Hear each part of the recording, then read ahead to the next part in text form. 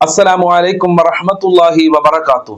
الحمد لله رب العالمين والعاقبة للمتقين. الصلاة والسلام عليك يا رسول الله. الصلاة والسلام عليك يا حبيب الله. ദാറുൽ മുബീൻ മജ്ലിസ് കാണുന്ന മുത്തു മുഅ്മിനീങ്ങളെ, നിങ്ങളെ എല്ലാവരെയും നമ്മുടെ മജ്ലിസിലേക്ക് ഹൃദ്യമായി സ്വാഗതം ചെയ്യുകയാണ്. അല്ലാഹു സുബ്ഹാനഹു വ തആല നമ്മളെ മജ്ലിസ് ഖബൂൽ ചെയ്യുമാറാകട്ടെ. ദുആ കൊണ്ട് വസിയ്യത്ത് ചെയ്തവരുടെ സർവ്വ മുറാദുകളും അള്ളാഹു ഹാസിലാക്കി കൊടുക്കട്ടെ. ഇൻഷാ അല്ലാഹ് എല്ലാ ദിവസവും രാവിലെ 6 മണിക്ക് നമ്മളെ ചാനലിൽ വിശാലമായ ദിക്ർ ദുആ മജ്ലിസ് ഉണ്ടാകും. കഴിയുന്ന ആളുകളൊക്കെ അതിൽ പങ്കെടുക്കുക, പുണ്യം നേടുക. ഒരുപാട് ആളുകളുടെ വിഷമങ്ങൾ മാറിയ, സങ്കടങ്ങൾ മാറിയ, ടെൻഷനുകൾ മാറിയ വളരെ പ്രധാനപ്പെട്ട മജ്ലിസാണ്.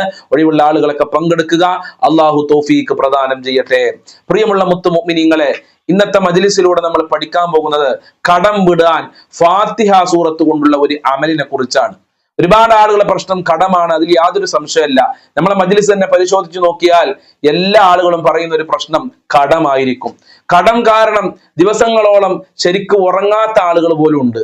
കടം കാരണം ആത്മഹത്യയുടെ വക്കിൽ പോലും എത്തിയിട്ടുണ്ടെന്ന് എത്ര ആളുകളാണ് വിളിച്ച് സങ്കടങ്ങൾ പറയുന്നത്. അള്ളാഹു കാത്ത് രക്ഷിക്കട്ടെ. നമ്മളെ ജീവിതത്തിൽ നമ്മൾ ഭയക്കേണ്ട ഒരു വിഷയമാണ് കടമെന്ന് പറയുന്നത്. കടമുള്ളവരുടെ കടങ്ങൾ അള്ളാഹു മുഴുവനും വീട്ടി കൊടുക്കട്ടെ. കടങ്ങൾ മേടിക്കാതെ, ഒരാളുടെ മുന്നിലും കൈ നീട്ടാതെ അന്തസ്സോടെ ജീവിക്കാൻ അള്ളാഹുവെ ഞങ്ങൾക്ക് ഭാഗ്യം നൽകണേ റഹ്മാനേ. ആ കടങ്ങൾ വീടാൻ മഹാന്മാര് പഠിപ്പിച്ച ഫാത്തിഹ സൂറത്ത് കൊണ്ടുള്ള ഒരു അമല് ഇന്ന് നമുക്ക് പരിചയപ്പെടാം. എന്റെ പ്രിയമുള്ളവരെ, പരിശുദ്ധ ഖുർആനിലെ വളരെ പ്രധാനപ്പെട്ട ഒരു സൂറത്താണ് ഫാത്തിഹ സൂറത്ത്. എല്ലാ ദിവസവും 17 പ്രാവശ്യം നിർബന്ധമായി ഒരു മുസ്ലിമായ മനുഷ്യൻ പറഞ്ഞിരിക്കേണ്ട ഒരു സൂറത്താണ് സൂറത്തുൽ ഫാത്തിഹ എന്ന് പറയുന്നത്. പരിശുദ്ധ ഖുർആനിന്റെ ഉമ്മയാണ് ഉമ്മുൽ ഖുർആൻ. പരിശുദ്ധ ഖുർആനിന്റെ മാതാവായി അള്ളാഹുവിന്റെ റസൂൽ പരിചയപ്പെടുത്തി തന്നത് സൂറത്തുൽ ഫാത്തിഹയാണ്. ആ സൂറത്തുൽ ഫാത്തിഹയെ കുറിച്ച് മഹാന്മാര് പറഞ്ഞതായി കാണാം. ലിഅന്ന ഫീഹാ വഖിയത്തുൻ ലിമൻ ഖറഅഹാ അൻ ജമീൽ ഔഖാതി വൽ അംറാദ്. ഒരാൾ ഫാത്തിഹ സൂറത്ത് ഓതിക്കഴിഞ്ഞാൽ എല്ലാ രോഗങ്ങളെ തൊട്ടും അള്ളാഹു അവനിക്ക് ശമനം നൽകും. എല്ലാ പ്രയാസങ്ങളും അള്ളാഹു സുബ്ഹാനഹു വ തആല മാറ്റിക്കൊടുക്കും. ആഫത്ത് മുസീബത്തുകളിൽ നിന്ന് അള്ളാഹു സുബ്ഹാനഹു വ തആല അവനിക്ക് രക്ഷ കൊടുക്കുകയാണ്. ആ ഫാത്തിഹ സൂറത്ത് നമ്മൾ എങ്ങനെയാണ് ഓതേണ്ടത്? കടങ്ങൾ വീടാൻ എല്ലാ ദിവസവും ഫാത്തിഹ സൂറത്ത് ഓതണം. ഫാത്തിഹ സൂറത്ത് അറിയാത്തവരായി ആരും ഉണ്ടാവൂല എന്നാണ് ഞാൻ മനസ്സിലാക്കുന്നത്. എന്റെ പ്രിയമുള്ളവരെ, സുബ്ഹി നിസ്കാരത്തിന്റെ ശേഷം 40 പ്രാവശ്യം ഫാത്തിഹ സൂറത്ത് ഓതണം. ഫാത്തിഹ സൂറത്ത് 40 പ്രാവശ്യം ഓതുക എന്ന് പറഞ്ഞാല് അത് വലിയൊരു പ്രയാസമുള്ള കാര്യമൊന്നുമല്ല. അപ്പൊ എന്ത് വേണം? സുബ്ഹി നിസ്കരിക്കണം എന്നുള്ളതാണ്. ചില ആളുകൾ സുബ്ഹി തന്നെ നിസ്കരിക്കൂല. സുബ്ഹി നിസ്കരിക്കാത്തവന്റെ വീട്ടിൽ റഹ്മത്തും ഉണ്ടാവില്ല, ബർക്കത്തും ഉണ്ടാവില്ല. പിന്നെ അല്ലേ ഫാത്തിഹ സൂറത്ത്.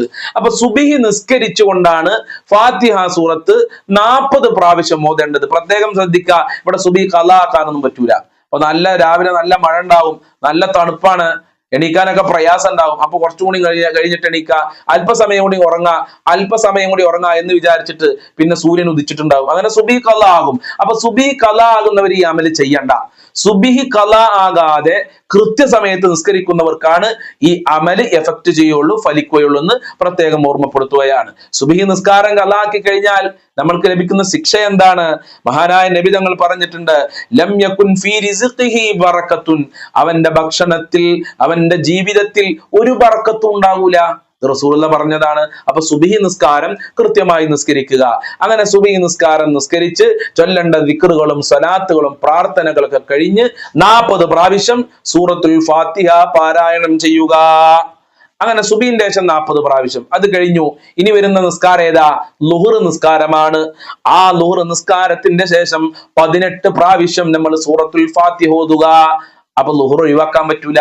ളുഹ്ർ ഒഴിവാക്കുന്നവർക്ക് ഈ അമല് ഫലിക്കൂല.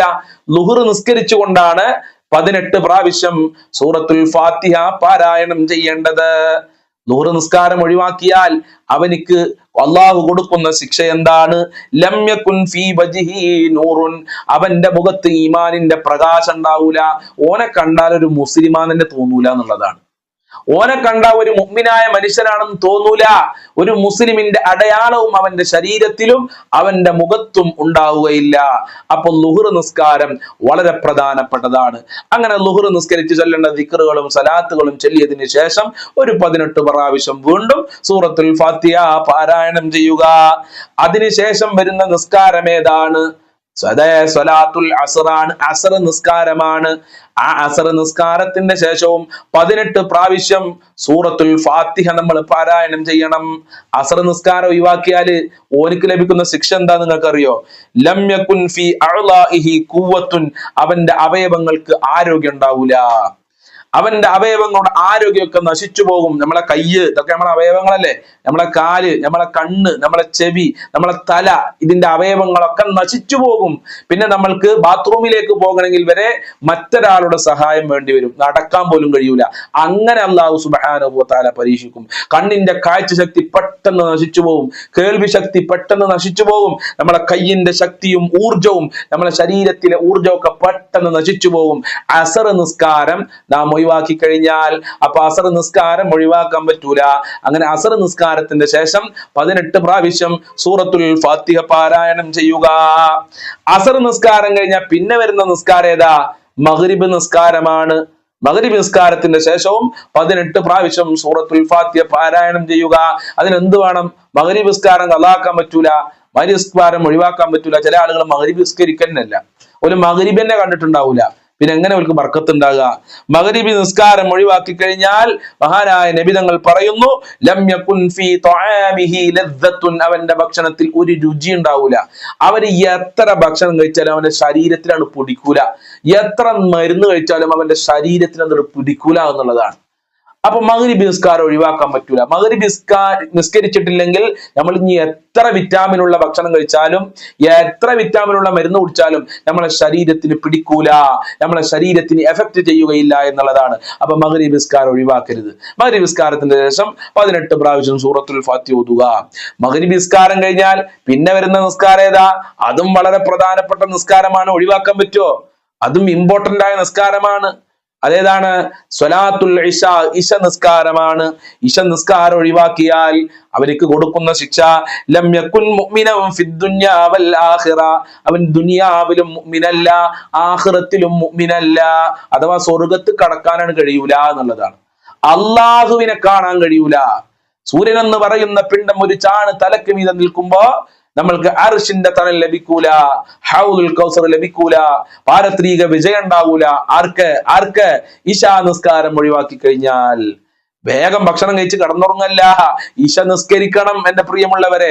അപ്പൊ നിസ്കരിക്കാത്തവർക്ക് ഒരു അമല് കൊണ്ടും പ്രയോജനം ഉണ്ടാവൂല എന്നുള്ളതാണ്. നിസ്കരിക്കാത്തവന്റെ ജീവിതത്തിലെ പ്രയാസങ്ങളും ബുദ്ധിമുട്ടുകളും ഒരിക്കലും മാറുകയില്ല എന്നുള്ളതാണ്. അങ്ങനെ ഇശ നിസ്കരിച്ചിട്ട് 18 പ്രാവശ്യം വീണ്ടും സൂറത്തുൽ ഫാത്തിഹ ഓതുക. ഇപ്പൊ എത്ര സൂറത്തുൽ ഫാത്തിഹയായി ഒരു ദിവസം? 122 സൂറത്തുൽ ഫാത്തിഹയായി. എങ്ങനെ? സുബഹി നിസ്കാരത്തിന്റെ ശേഷം 40 പ്രാവശ്യം, ളുഹ്ർ നിസ്കാരത്തിന്റെ ശേഷം 18 പ്രാവശ്യം, അസ്ർ നിസ്കാരത്തിന്റെ ശേഷം 18 പ്രാവശ്യം, മഗ്രിബ് നിസ്കാരത്തിന്റെ ശേഷം 18 പ്രാവശ്യം, ഇശ നിസ്കാരത്തിന്റെ ശേഷം 18 പ്രാവശ്യം. അങ്ങനെ ടോട്ടലി 122 പ്രാവശ്യം എല്ലാ ദിവസവും പതിവാക്കുക. 1-2 ദിവസം പതിവാക്കി അതവിടെ ഇടുക, പിന്നെ വേറെ എന്തെങ്കിലും ചെയ്യുക, അങ്ങനെയല്ല. നമ്മളിത് നിത്യമായി ആത്മാർത്ഥതയോടുകൂടെ ഒന്ന് പരീക്ഷിച്ചു നോക്കാണ്. ഇൻഷാ അല്ലാഹ് നിങ്ങളെ പ്രയാസങ്ങൾ മാറും, നിങ്ങളെ കടങ്ങൾ വീടും. അള്ളാഹു അതിനുള്ള വഴി നിങ്ങൾക്ക് തുറന്നു തരും. കടങ്ങൾ വീട്ടാനുള്ള നല്ല വഴികൾ, ഖൈറിന്റെ വഴികൾ, ഹറാമായ വഴികളല്ല, ഖൈറിന്റെ വഴികൾ തന്നെ അള്ളാഹു സുബ്ഹാനഹു വ തആല തുറന്നു തരും. ഇത് ഫാത്തിഹ സൂറത്തിന്റെ ബർക്കത്താണ്. ഫാത്തിഹ സൂറത്ത് എങ്ങനെ ഓതുക? പല ആളുകൾക്കും ഫാത്തിഹ സൂറത്ത് ഇപ്പോഴും ശരിക്കും ഓതാൻ അറിയില്ല. നമുക്കൊന്ന് ഓതി നോക്കിയാലോ? അഊദു ബില്ലാഹി മിനശ് ശൈത്വാനിർ റജീം. എന്റെ കൂടെ എല്ലാവരും ഓതിട്ടോ. അഊദു ബില്ലാഹി മിനശ് ശൈത്വാനിർ റജീം. ബിസ്മില്ലാഹിർ റഹ്മാനിർ റഹീം. അൽഹംദുലില്ലാഹി റബ്ബിൽ ആലമീൻ. അർറഹ്മാനിർ റഹീം. മാലികി യൗമിദ്ദീൻ. ഇയ്യാക നഅ്ബുദു വ ഇയ്യാക നസ്തഈൻ. ഇഹ്ദിനസ് സിറാത്തൽ മുസ്തഖീം. സിറാത്തൽ ലദീന അൻഅംത അലൈഹിം ഗൈറിൽ മഗ്ദൂബി അലൈഹിം വലദ്ദാല്ലീൻ. ആമീൻ. ഇങ്ങനെയാണ് ഫാത്തിഹ സൂറത്ത് ഓതേണ്ടത്. അല്ലാഹു സുബ്ഹാനഹു വ തആല ഫാത്തിഹ സൂറത്തിന്റെ ബറക്കത്ത് കൊണ്ട് നമ്മളുടെ എല്ലാ പ്രയാസങ്ങളും അകറ്റിത്തരട്ടെ ഇൻഷാ അല്ലാഹ്. എന്റെ പ്രിയമുള്ള മുത്തുമുഅ്മിനീങ്ങളെ, ഫാത്തിഹ സൂറത്ത് എല്ലാ ദിവസവും നമ്മൾ ഓതുക. ഇനി ഈ അമല് നമ്മൾക്ക് ജീവിതത്തിൽ ചെയ്യാൻ പ്രയാസം ഉണ്ടെങ്കിൽ, അഥവാ ഇപ്പൊ കുറച്ച് കണക്ക് പറഞ്ഞു, നിസ്കാരത്തിന് ശേഷം 18, സുബഹി നിസ്കാരത്തിന് ശേഷം 40, ഇങ്ങനെ ഈ കണക്ക് നമ്മൾക്ക് കൊണ്ടു നടക്കാൻ പ്രയാസം ഉണ്ടെങ്കിൽ ജീവിതത്തിൽ ഒരു 10 പ്രാവശ്യമെങ്കിലും, ഒരു 17 പ്രാവശ്യമെങ്കിലും സൂറത്തുൽ ഫാത്തിഹ നിസ്കാരത്തിൽ അല്ലാതെ തന്നെ നമ്മൾ പതിവാക്കുക. വലിയ ബർക്കത്ത് നമ്മളെ ജീവിതത്തിൽ അള്ളാഹു നൽകും. ഖൈറിന്റെ കവാടങ്ങൾ, ബർക്കത്തിന്റെ കവാടങ്ങൾ, റഹ്മത്തിന്റെ കവാടങ്ങൾ അള്ളാഹു സുബ്ഹാനഹു വ തആല നമ്മളെ ജീവിതത്തിലേക്ക് തുറന്നു തരും. അതിൽ യാതൊരുവിധ സംശയമില്ല.